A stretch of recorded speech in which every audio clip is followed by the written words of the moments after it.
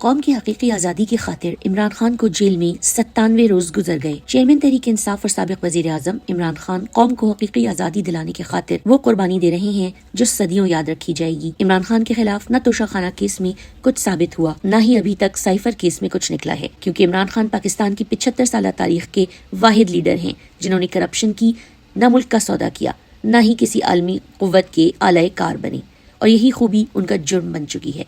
عمران خان تمام تر مصیبتوں اذیتوں کے باوجود سخت ترین جیل میں بھی جھک نہیں رہے، نہ ڈیل کر کے بھاگ رہے ہیں۔ قوم عمران خان کی اس قربانی پر ان کو سلام پیش کر رہی ہے اور ہر پروپیگنڈا مسترد کر کے ان کے شانہ بشانہ کھڑی ہے۔ عمران خان کو توڑنے کے لیے اب ان کی بیگم کو نشانہ بنائے جانے کا امکان۔ عمران خان جیل میں عزم و استقامت کی اعلیٰ مثال بنے ہوئے ہیں، اس لیے اب ان کو توڑنے کے لیے ان کا کم ظرف دشمن پستی کے نچلے درجے پر پہنچ رہا ہے۔ نیب کے ذریعے بشرا بیگم کو نشانہ بنانے کا منصوبہ سامنے آیا ہے۔ 190 ملین پاؤنڈ اسکینڈل کی تحقیقات میں بشرا بی بی کی حیثیت تیسری بار تبدیل کر دی گئی ہے۔ آغاز بطور گواہ طلبی سے ہوا، پھر ملزمہ کہہ کر بلایا گیا، پھر نوٹسز میں حیثیت لکھنا ختم کیا گیا، اب پھر سے ملزمہ لکھ دیا گیا ہے۔ نواز شریف کو بڑے بڑے جرم معاف، عمران خان کا جج دھمکی کیس ہی ختم نہیں ہو رہا۔ خاتون جج دھمکی کیس چیئرمین عمران خان کے خلاف معافی مانگنے کے باوجود جاری ہے۔ آج بھی اس کیس کی سماعت ہوئی، مگر وکلاء کی عدم موجودگی کے باعث سماعت 28 نومبر تک ملتوی کر دی گئی۔ انصاف کا دوہرا معیار دن بدن کھل کر سامنے آتا جا رہا ہے۔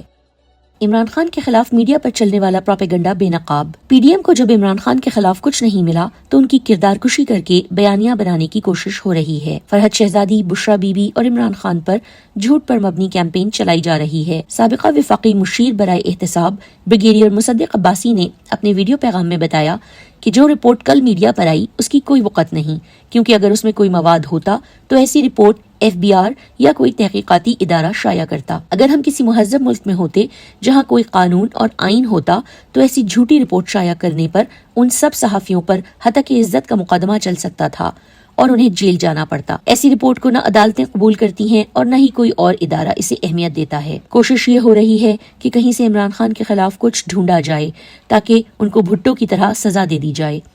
فرحت شہزادی کے خلاف اگر ان کے پاس ثبوت ہیں تو 16 مہینے کی حکومت میں کوئی کیس کیوں نہیں چلا؟ اس کیس کو عمران خان کے ساتھ جوڑنا مزح کا خیز ہے۔ عمران خان نے کرپشن کو کبھی معاف نہیں کیا، چاہے اس کا تعلق ان کی اپنی پارٹی سے ہی کیوں نہ ہو۔ انسداد دہشت گردی عدالت لاہور میں جناح ہاؤس سمیت 9 مئی کے جلاؤ گھیراؤ کے مقدمات میں شاہ محمود قریشی کی عبوری ضمانتیں بحال کروانے کی درخواست پر سماعت۔ درخواست گزار کے وکیل نے درخواست پر جزوی دلائل دیے۔ عدالت نے شاہ محمود کے وکیل سے مزید دلائل طلب کر لیے۔ عدالت نے سماعت 21 نومبر تک ملتوی کر دی ہے۔ Election commission P T I کو لیول پلینگ فیلڈ تو دور فیلڈ تک دینے سے خائف ہے۔ گزشتہ روز پی ٹی آئی کے ضلعی دفتر اور ضلع گوجرانوالہ کے general secretary P T I اور نائب صدر پی ٹی آئی کے گھروں کو پولیس کی درجنوں گاڑیوں اور نامعلوم افراد نے گھیرے میں لے لیا۔ ان دونوں نے P T I workers convention کے انعقاد کی اجازت کے لیے ڈی سی گوجرانوالہ کو درخواست دی تھی۔ یہ کس قسم کی لیول پلینگ فیلڈ یا فری اینڈ فیئر الیکشن ہے؟ نگران وفاقی وزیر اطلاعات مرتضی سولنگی کی صدر مملکت کے لیول پلینگ فیلڈ کے حوالے سے دیے گئے بیان پر تنقید کا معاملہ۔ پاکستان تحریک انصاف کے صدر مملکت کے بیانات کو آئین سے متصادم قرار دینے کی مذموم کوشش کی شدید مذمت۔ دستور کی معین کردہ مدت گزرنے کے بعد غیر آئینی طور پر وزارت پر براجمان شخص کو صدر مملکت کو آئین کا درس دیتے ہوئے شرم آنی چاہیے۔ تحریک انصاف کو لیول پلینگ فیلڈ سے مسلسل محروم رکھنے میں نگران حکومت اور الیکشن کمیشن کا شرمناک کردار کسی سے ڈھکا چھپا نہیں۔ تحریک انصاف کو سیاسی اجتماعات کی اجازت سے محروم رکھنے اور قائدین و کارکنان کی جبری گمشدگیوں میں مجرمانہ سہولت کاری کرنے والوں کو آئین کا ذکر کرنا زیب نہیں دیتا۔ نگران حکومت صدر مملکت کو آئین کا درس دینے کی بجائے ان کی ہدایات کے مطابق اپنے آئینی دائرہ کار میں رہتے ہوئے تمام سیاسی جماعتوں کو انتخابات سے قبل مساوی حقوق فراہم کرے۔ ترجمان تحریک انصاف۔ میاں اسلم اقبال کی تقریر جس کی وجہ سے وہ نشانہ ہیں۔ انہوں نے نون لیگ والوں کو مخاطب کرتے ہوئے کہا تھا، پیسے کی لت تم لوگوں نے ڈالی ہے، تم لوگ پیسے لگاتے ہو پھر اس سے پیسے کماتے ہو، تم نے میری نسلیں خراب کی ہیں۔ ان گندے لوگوں نے جو کہتے ہیں ووٹ کو عزت دو، یہ ووٹ کو عزت نہیں دیتے، یہ پیسے کو عزت دیتے ہیں، یہ نوٹ کو عزت دیتے ہیں۔ یہ کہتے ہیں ہم نے عمران خان کے اوپر لال دائرہ لگا دیا ہے۔ آج اللہ کی طاقت نے ان کے اوپر لال دائرہ لگا دیا ہے۔ آج یہ زمین بوس ہو گئے ہیں۔ الیکشن کمیشن کی لیول پلینگ فیلڈ کا پول پھر کھل گیا۔ پی ٹی آئی کو 12 نومبر کو کراچی میں انتخابی جلسہ یا کارنر میٹنگ کرنے کی اجازت اب تک نہیں دی گئی۔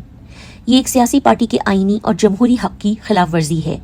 یہ 25 کروڑ عوام کے حق پر ڈاکہ ڈال کر ایک اشتہاری مجرم کو زبردستی ملک پر مسلط کرنے کی کوشش نہیں تو اور کیا ہے۔